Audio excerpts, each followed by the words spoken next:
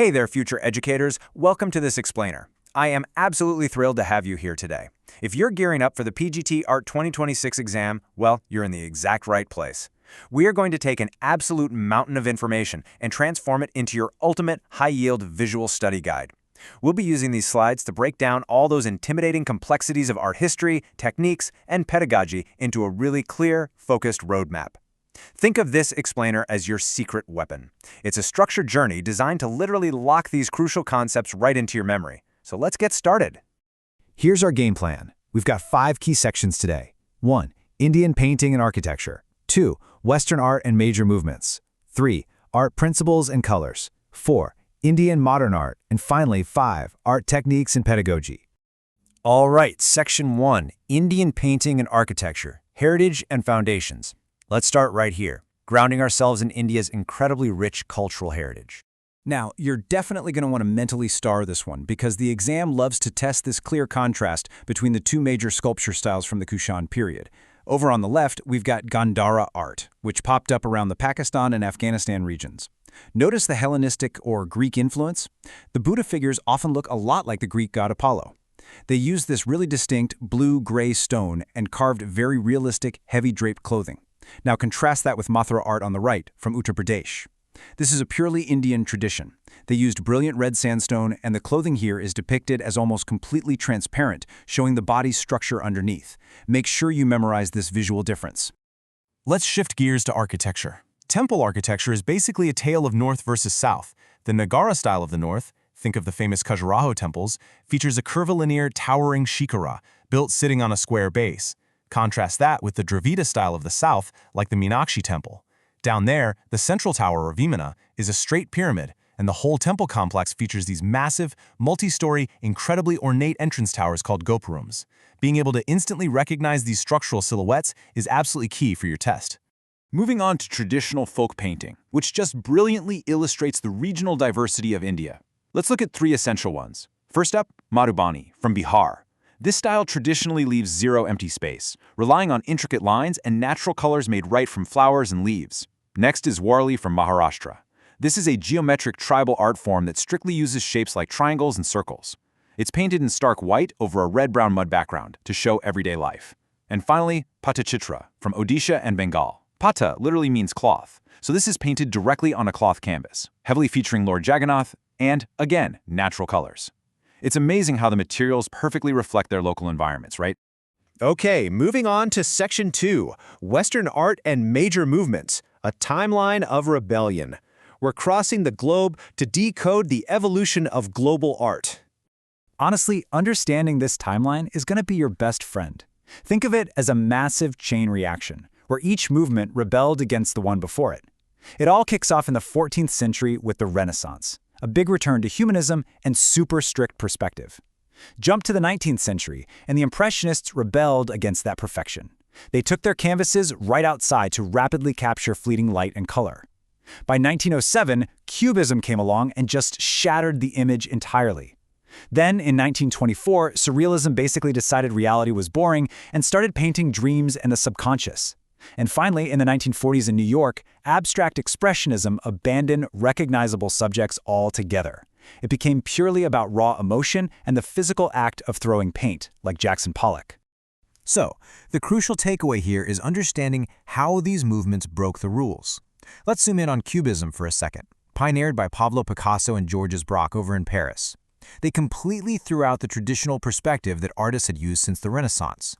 Instead of painting a subject from one fixed viewpoint, they broke it apart into geometric shapes and painted it from multiple angles simultaneously on a flat picture plane.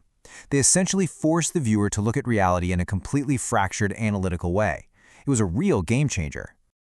Fast forward a bit to the 1960s, and we've got another highly examinable contrast: op art versus pop art. Op art, or optical art, is all about visual trickery. It uses abstract geometric patterns to create this intense illusion of movement, vibration, and depth. It literally plays with your eyes. Pop art, on the flip side, plays with culture. Artists like Andy Warhol were inspired by mass media, advertising, comic books, Campbell's soup cans. Pop art was this direct, brightly colored reaction to American consumerist culture. Next up, Section 3, Art Principles and Colors. rules of composition. Time to get technical and do a rapid-fire review of your essential vocabulary. Let's talk about the actual math of color theory, first brought to us by Sir Isaac Newton. You've got your primary colors, red, yellow, and blue. You literally cannot make these by mixing anything else. Secondary colors happen when you mix two primaries, so red plus yellow gives us orange. Tertiary colors are born by mixing a primary with a secondary. But listen, here is the absolute most important one for your exam: complementary colors. These sit directly opposite each other on the color wheel, like red and green. When you place them side by side, they create maximum contrast. They make each other pop. Now here's a massive vocabulary word you need to know: chiaroscuro. It comes from Italian, chiaro meaning light, and scuro meaning dark. This is the Renaissance technique of using intense, super dramatic contrast between light and shadow. Why does this matter? Because it is the ultimate trick to make a perfectly flat painting look incredibly three-dimensional. Masters like Leonardo da Vinci refined it, and later Caravaggio took it to the absolute extreme to create these deeply theatrical, moody masterpieces. Next, we have the fascinating concept of foreshortening. If you want an object to look like it's coming straight at you out of the canvas or receding deep into the background, you actually have to draw it much shorter than its physical length. It's an illusion of perspective. A classic example you should definitely keep in your back pocket is Michelangelo's work on the Sistine Chapel ceiling. He used this technique masterfully so that those massive figures would look anatomically correct to the people standing way down on the floor. And we absolutely cannot talk about principles without hitting on the golden ratio, sometimes called the divine proportion. Represented by the Greek letter phi, it sits at approximately 1.618 to 1. This isn't just some arbitrary art rule, it is the literal mathematical code of nature. It's in the spiral of seashells, the petals of flowers. Artists and architects have used this exact ratio for centuries to achieve aesthetic perfection, from the Parthenon in ancient Greece right up to Leonardo da Vinci's Vitruvian Man. It is the geometry of beauty. All right, bringing it back home. Section 4, Indian Modern Art, Pioneers of the 20th Century. Let's look at the visionaries who forged a completely new identity for Indian art. Let's quickly run through the absolute giants of this era. Amrita Sher-Gil is often called the pioneer. She took the Western post-impressionist techniques she picked up in Paris and used them to vividly capture Indian rural life. Then there's Rabindranath Tagore. We all know him for his poetry, but he actually started painting late in life, creating this highly emotional, rule-breaking style full of mysterious figures. Nandalal Bose was a massive pillar of the Bengal school. He famously illustrated the original Indian constitution. And finally, the Progressive Artist Group, or PAG, formed right around 1947 by artists like Souza, Raza, and Hussain. They fiercely challenged traditionalists by using global modern styles like Cubism to tell very profound Indian narratives. Finally, we arrive at Section 5, Art Techniques and Pedagogy, Teaching and Creating. This section is all about you. Knowing the history is great, but knowing how to make it and teach it, that's the other half of the battle.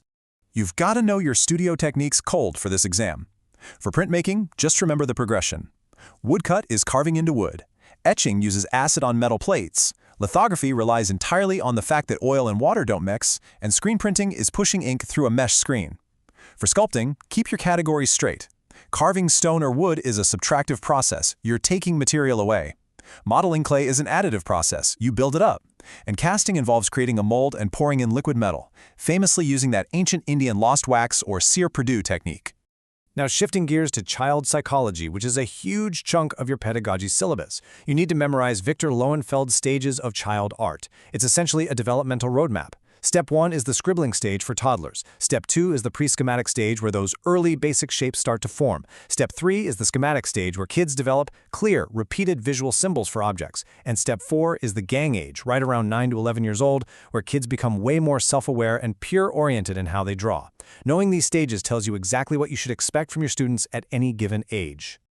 And here is exactly why all of this matters right now.